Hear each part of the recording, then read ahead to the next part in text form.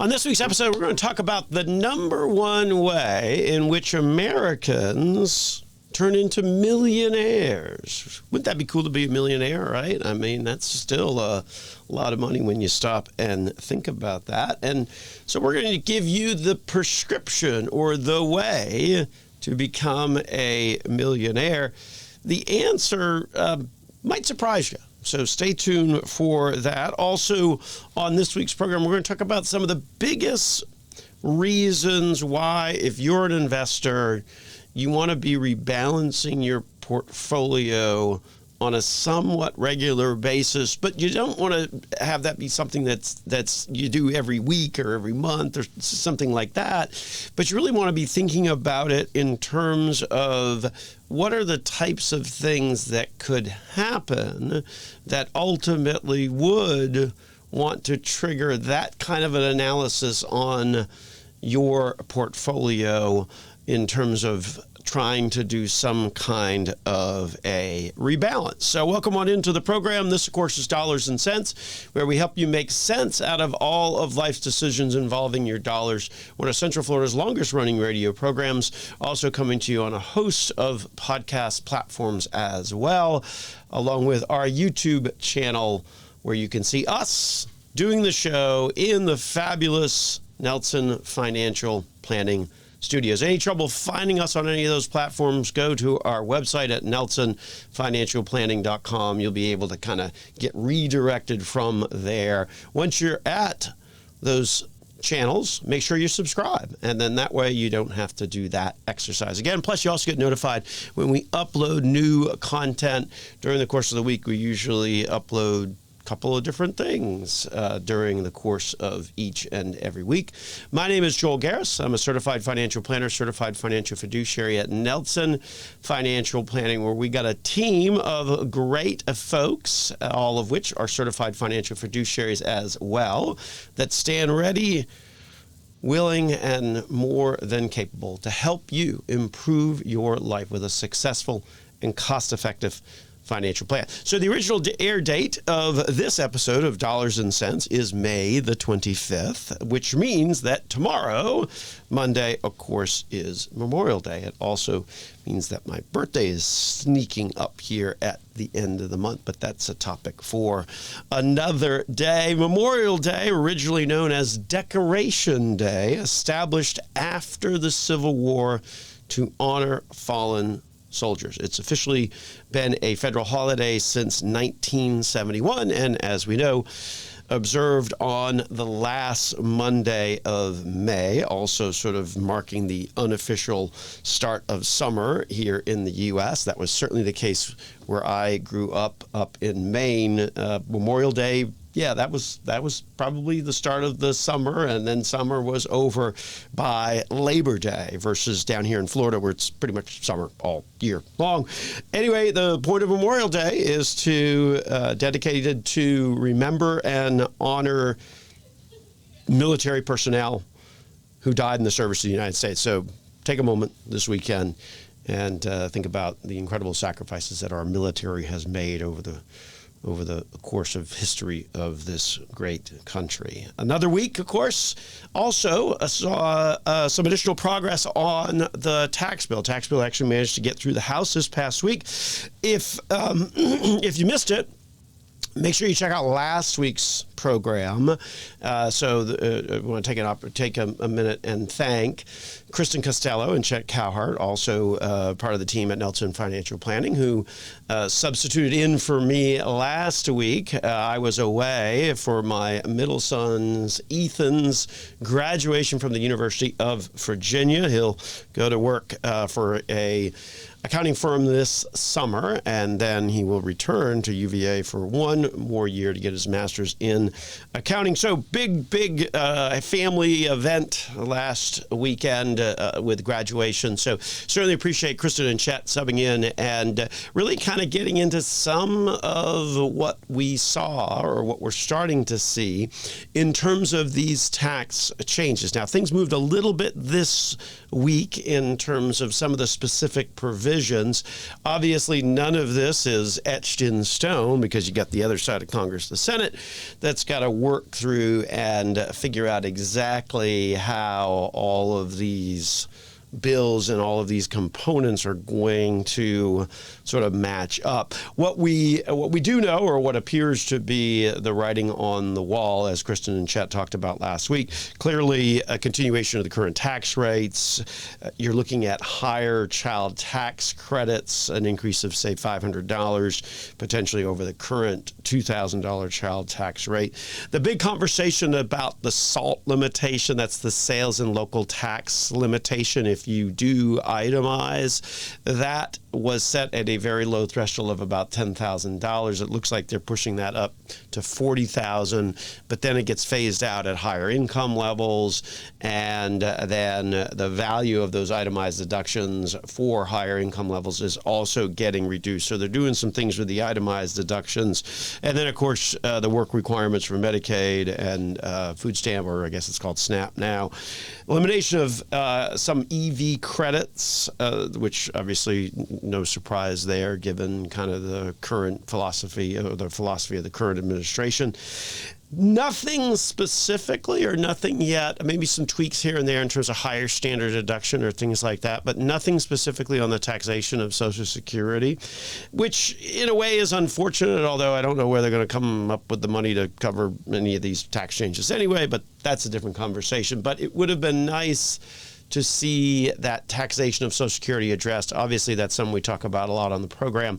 More and more Americans wind up getting tripped up and having to pay tax on their Social Security income. Why? Because the threshold that triggers the taxation of your Social Security hasn't been changed in 40 years, plus, nay, not even indexed for inflation. So as you might well imagine, more and more people wind up having to pay taxes on the Social Security. So if you missed more of that detailed conversation, check out last week's podcast by Kristen Costello and Chet Cowhart. Obviously, as this bill makes its way through Washington, we're going to keep you informed on the details of how it all will play out, and most importantly, how it affects your finances well. Speaking of developments, this past week saw an interesting Gallup poll that perhaps might cause many people to maybe rethink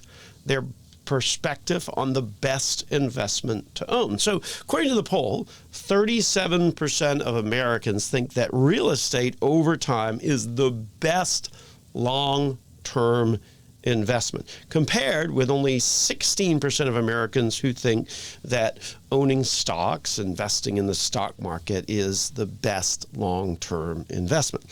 So that's interesting when you hear those numbers, right? So 37% versus 16%. So basically 2.5 times more people in America believe that real estate is a superior investment over time to an investment in corporate America, courtesy of the stock market. Of course, the problem is when you actually look at real returns, in particular over time, stock market handily beats the return of real estate by something like 2x. So one of those things where you have to be careful with perception versus reality. I think far too often we sometimes let perception be our guide. Bottom line, as we say all the time on the program, the reality is that you've got to look at the actual numbers. Don't necessarily just assume something that might be true just because a lot of people believe it. It's far more important to your financial future to actually look at the actual returns, because bottom line, this notion that real estate over time does better than the stock market just isn't true. I mean, that's just inaccurate thinking. And so you need to make sure you're not falling prey to that.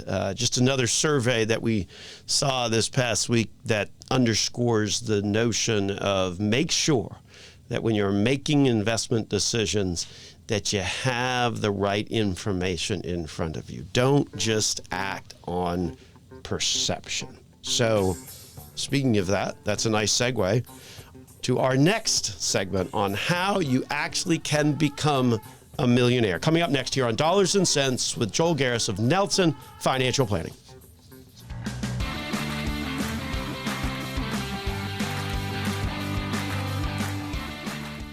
The number of millionaires in this country keeps increasing, right? So I guess, don't you want to be one of them? The answer of how to get there is our topic in this segment of Dollars and Cents, and that answer may very well surprise you. Here are the stats. The reality is that the U.S.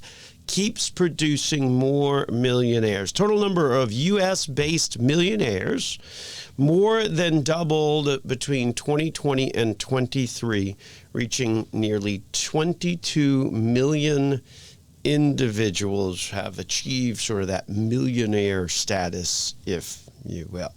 The interesting thing, as you kind of look at who's in that group and who isn't, very few of those folks got there by buying Bitcoin or creating an app or inventing the internet or whatever the case may be.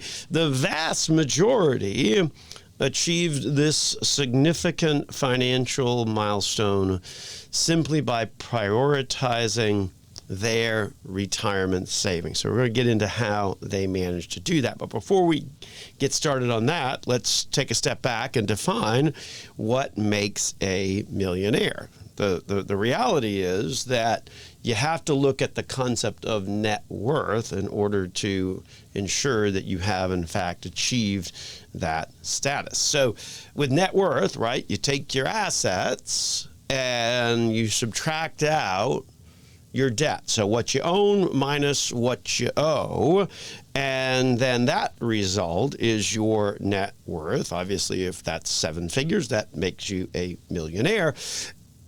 If it's not, then it won't work, right? So say, for example, you have $2 million in real estate, but you owe $2.5 million in mortgages and credit card debt and car loans and all of that.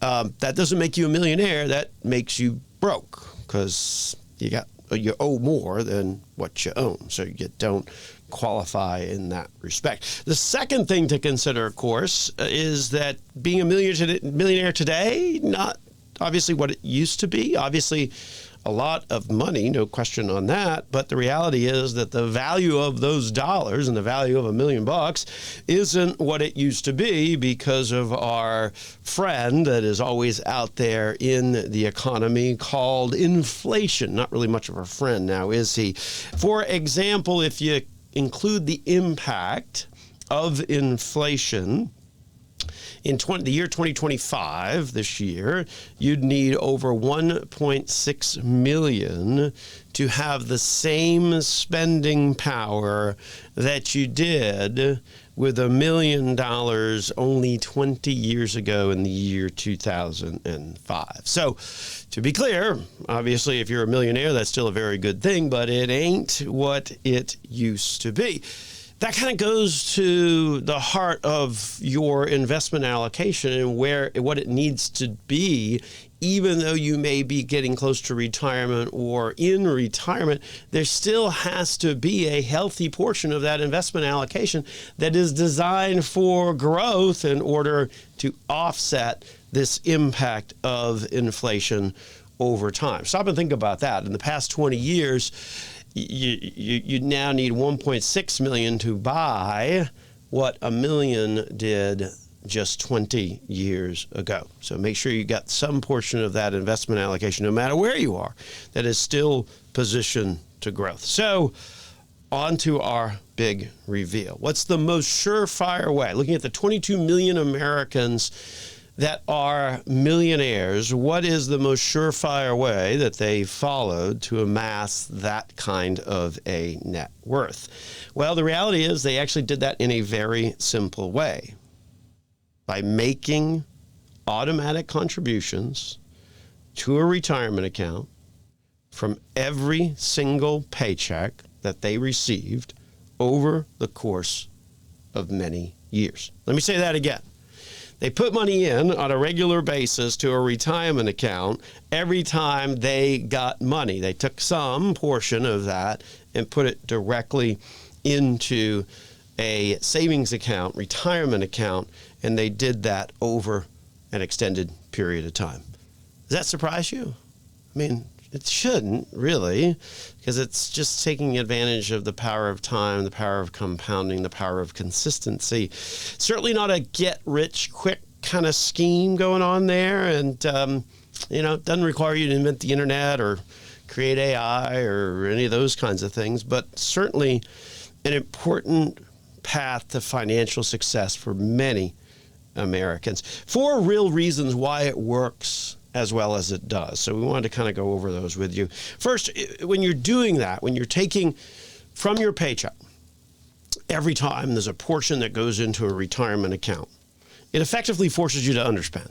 That's really what it does, because you don't ever get the money deposited into your checking account. When those contributions come out automatically, it forces you to prioritize, to save money, and ultimately forces you to live off of less, because you got less going into the checking account because less than your full income is getting deposited, because some of it's coming off the top. So it's sort of, the reason that it works as well as it does is it sort of forces you to underspend, if you will. And then the other reason, because it happens just automatically and you get paid every 2 weeks or every couple times a month, whatever the case may be, that also promotes consistent investing. That really does go a long ways towards smoothing out market volatility, but also allows you to sort of see the bigger picture and reduces down the temptation to make impulsive kinds of decisions, which, as we all know, can really throw off your investment results over time. Third, oftentimes there's some free money with it, because when you're contributing to a retirement plan that's usually sponsored by an employer, more often than not, it comes with some free money in the form of an employer match. And it always surprises me, and we've talked about this in previous shows, it always surprises me how many people don't take advantage of the employer match. Folks, that's free money. If you're not doing at least enough of a contribution to get all of that match, you're literally just throwing dollars down the toilet. So that's a great way to become a millionaire, is have somebody else partially fund it. And that's the notion of taking advantage of the free money in the form of that employer match that many employer-sponsored plans have. And then fourth, majority of plans will sort of automatically adjust your overall investment allocation as you get closer to retirement. They do this through a lot of the target date funds or a lot of the balanced types of funds that exist inside these plans. So while we're not a particularly great fan of target date funds, the purpose that they do serve, particularly for a lot of Americans, is they do automatically adjust, automatically sort of rebalance and become more conservative as people get older. Now, if the notion of starting to make those contributions on a regular basis seems overwhelming, let me leave you with a couple of sort of key approaches to help you maybe get started. Because obviously you want to get starting in any amount, starting small, and then looking to increase that contribution on a regular basis is a great way to ultimately set yourself on this proper path for your future financial self. So number one, whenever you get pay increases, right, take the amount of that increase and put it towards those contributions. So you basically take the increase and pretend you didn't get it. And then second of all, whenever your expenses decrease, so think of it this way, you paid off your car, or you paid off your student loans, whatever the case may be, you paid off credit card. Okay, hey, now you've got extra money that originally was going out to pay debt.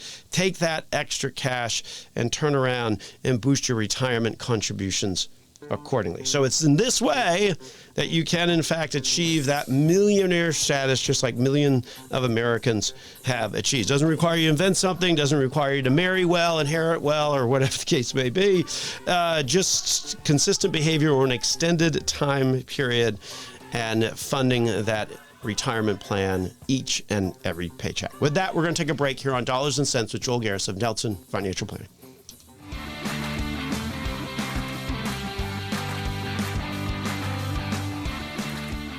So you hear about rebalancing all the time, or at least you should be hearing about it. And it is certainly part of sort of the ongoing maintenance, if you will, in order to stay on track from a financial perspective. So we thought in this segment of Dollars and Cents, we would talk a little bit about what it involves and sort of the events that should trigger you to be thinking, okay, now is probably a good time to be doing some kind of a rebalancing in my account. So let's start off with explaining what exactly it is. So rebalancing simply is adjusting the underlying mix of your portfolio in an effort to sort of stay on track.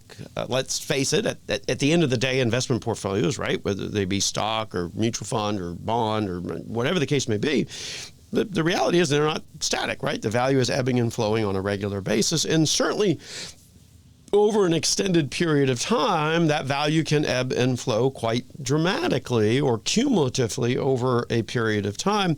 And so what happens is that movement, as sort of the markets rise and fall, can ultimately cause you to drift away from the underlying goals that you set out for yourself, your underlying risk appetite, all of those kinds of things. So what are some key events that when you run into them, they really should trigger you to consider some form of a rebalancing?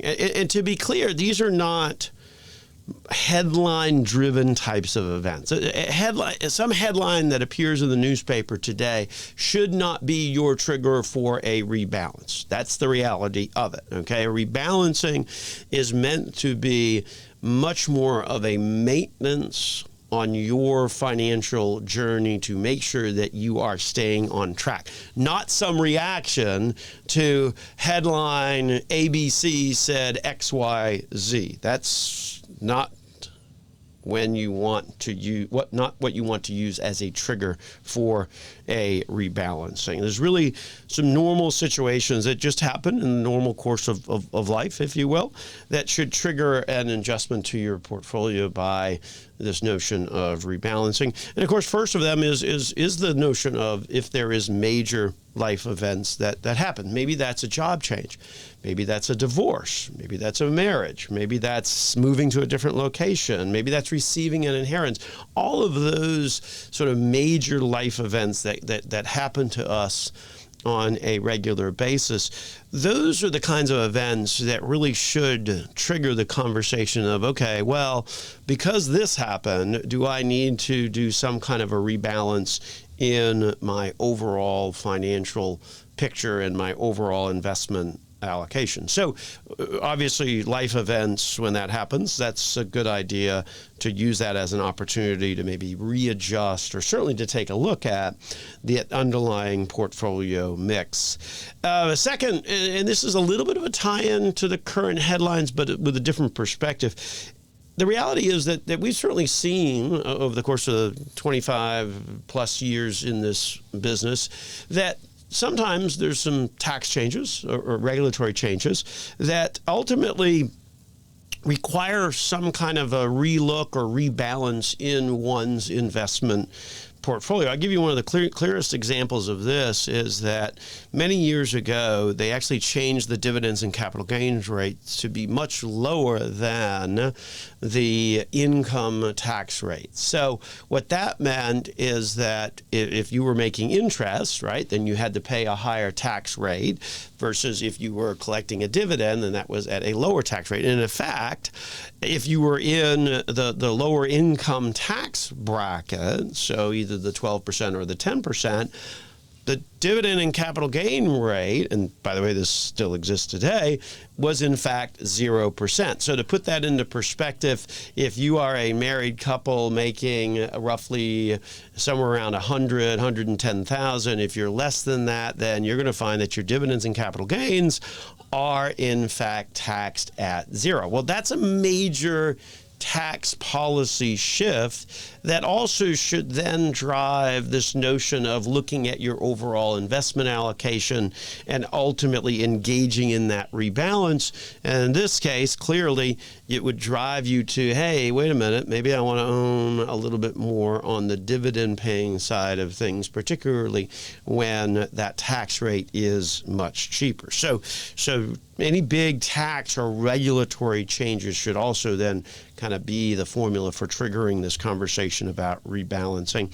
And then third would be the fact that the reality is over time, the portfolio just as a whole, because the market ebbs and flows, and certainly not everything moves in lockstep with each other. Different sectors perform differently over different periods of time. So sometimes that can mean that your portfolio is getting heavier in a particular sector and ultimately reducing down its overall fundamental diversification. So when you see these periods of time, and we've certainly been talking about the current environment as one of those periods of time where we see large tech, large growth types of companies being big drivers of the overall market, that is an indication that it might be time to do some kind of a rebalance inside the investment portfolio, particularly when things might be getting a little bit more concentrated in that particular sector. Remember, if you want a diversified portfolio, then you shouldn't be all owning, large tech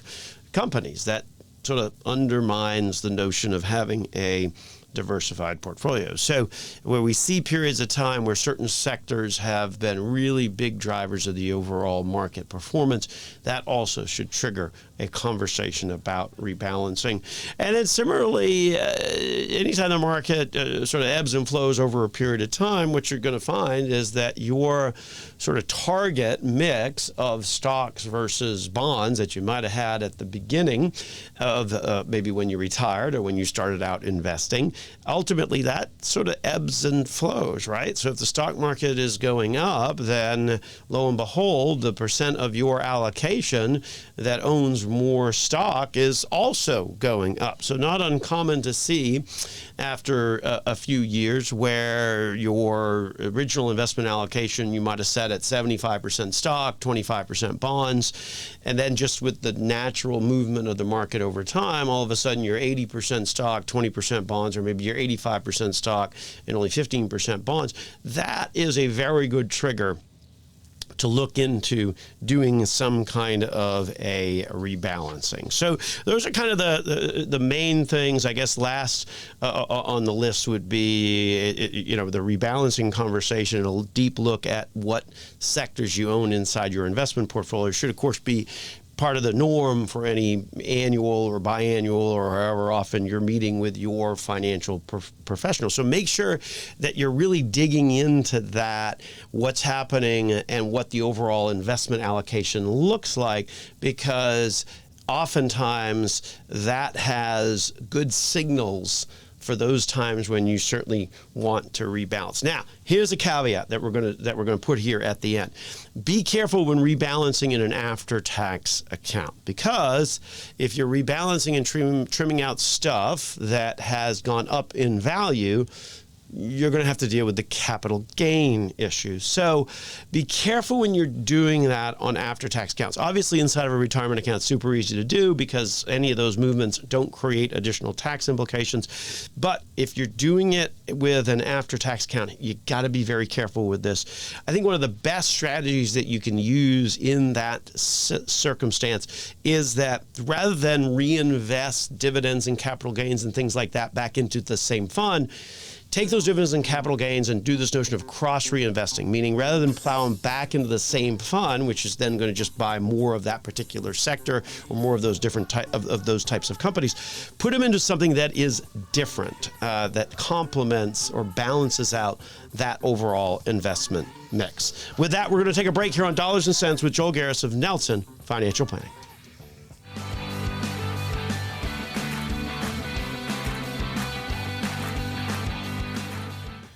So Memorial Day weekend, we hope you are enjoying the weekend and getting some fun and enjoyment out of the extra day in the current weekend. We leave you in this final segment of Dollars and Cents with, I guess, some additional thoughts on some of those sneaky retirement expenses that you just see on a regular basis. And far too often when we're sitting and chatting with people and sort of plotting out a strategy to retire, doing some retirement income planning and those kinds of things, people often forget these, or they forget the impact of these expenses. And so we thought it would be important in this segment to just kind of touch base on some of those to make sure that you're thinking about them so that obviously you can be prepared to deal with them in retirement. And it certainly should come as no surprise that the number one issue that we have on this list is, of course, healthcare and the cost of medical insurance. That is a major issue. It is shocking to me just how much that can cost you, particularly if you're, say, still trying to continue on with family coverage or the like. If you are, in early 60s or late 50s, and maybe there's still one or two folks, one or two kids on the plan, that can easily be north of $2,000 per month. That's a major expense that if you forget to include that in your retirement planning or your retirement income planning, then you're probably going to be a little tight in retirement, and we certainly don't want that. So the number one issue, of course, clearly healthcare, medical insurance, all of that stuff that continues to be the biggest issue. So make sure you really have kind of plotted that one out as best as possible. The second thing is what we like to refer to as free time expense. That's this notion that if you're not working, right, then you've got more time on your hands. If you've got more time on your hands, well, guess what that means? Chances are you're doing some kind of activity. Activities cost money. So make sure that you are also planning appropriately for that idea that, how I'm going to spend my time is ultimately going to shift in retirement versus when I was working. Because when I was working, I just would go to work a bunch of hours during the week. Now I have all of those hours in which to do other things. As we say, things cost money. The third item, and this one is also one I think that gets overlooked a lot. And the reality is the biggest reason is that when you're getting your paycheck, you don't have to do anything differently in order to deal with income taxes and the like, right? Because those are all coming out automatically from your paycheck.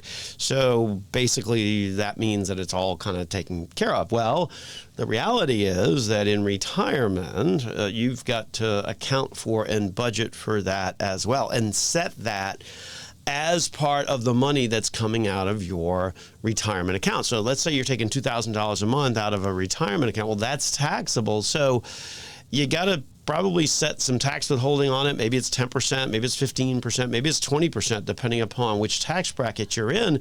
But that means that, yes, I'm taking $2,000 out, but if I'm withholding at 20%, well, then I'm only getting $1,600 to cover my expenses. So make sure you really stop and try and account as best as possible for income taxes, because you still need to pay those in retirement, combined with the fact that you also have to pay it on Social Security if you're above certain thresholds, but those thresholds are obviously super low, so most people find that they're having to pay taxes on their Social Security.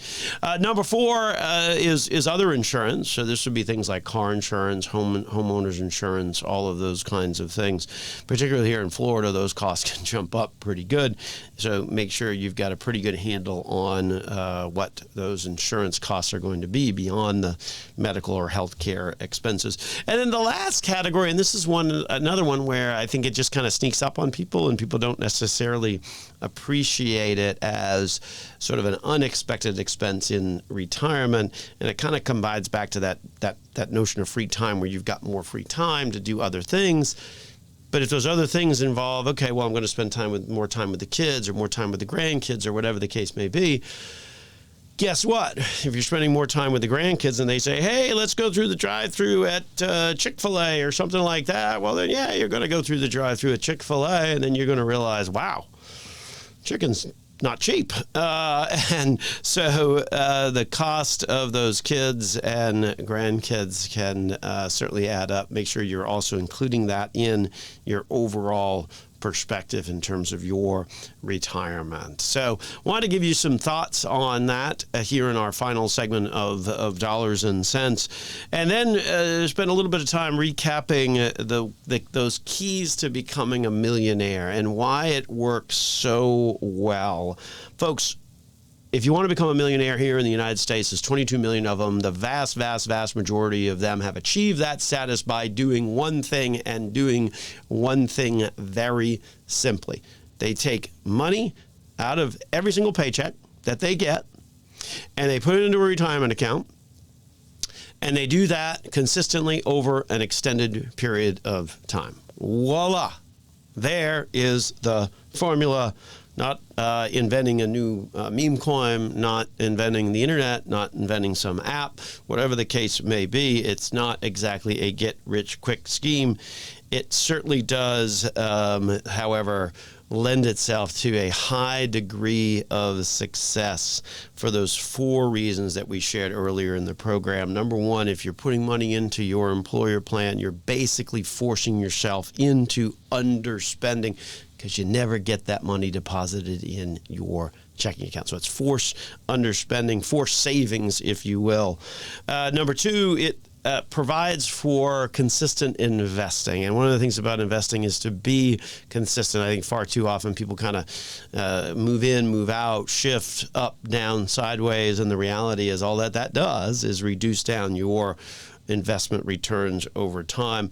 And then, my goodness, don't forget the free money that oftentimes is available on your employer retirement plan. Now, I understand sometimes employers don't offer any match. The reality is that far too often we've heard people say, well, my employer doesn't offer any match, so I'm not going to bother to contribute any money to that employer-sponsored retirement account. And that certainly is not the answer, because again, the chief key to being successful in achieving that millionaire status is to make those contributions out of your paycheck each and every time you get a paycheck and put that money in on a consistent basis. The notion of getting free money from your employer only further helps or accelerates your path of achieving financial success. So, yes, free money, you definitely don't want to avoid it, but don't use that as an excuse to not make the contributions. So the free money is bonus. Don't forget, though, that you still want to be making those contributions across the board.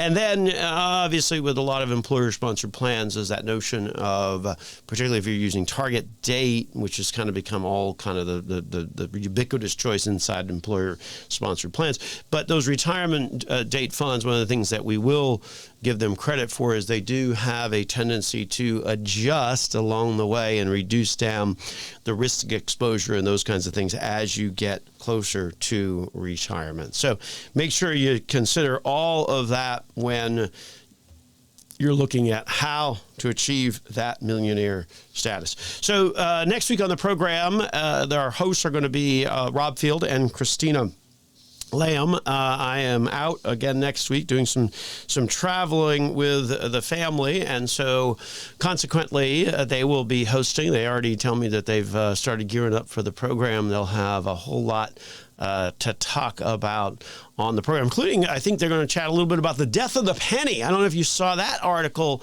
or that story this past week, but so I guess there'll be no more pennies from heaven. I guess I'll have to change the song to nickels from heaven or something like that. So we thank them in advance for hosting the program and filling in next week. At any point in time, of course, during the course of this week, feel free to reach out to us at Nelson Financial Planning. Maybe one of those life events has happened to you of late and you need some guidance and some perspective on it, or maybe you're getting close to retirement or in retirement and just need to get a second opinion on where it is that you stand to make sure that you are on track. That is of what we do at Nelson Financial Planning during the course of the week. Of course, here on Sunday mornings, we do the show, but we're out of time. So we're going to wrap it up and get on out of here. Thanks for listening to the show. Have a great Memorial Day. This is Joel Garris of Nelson Financial Planning. You're listening to Dollars and Cents.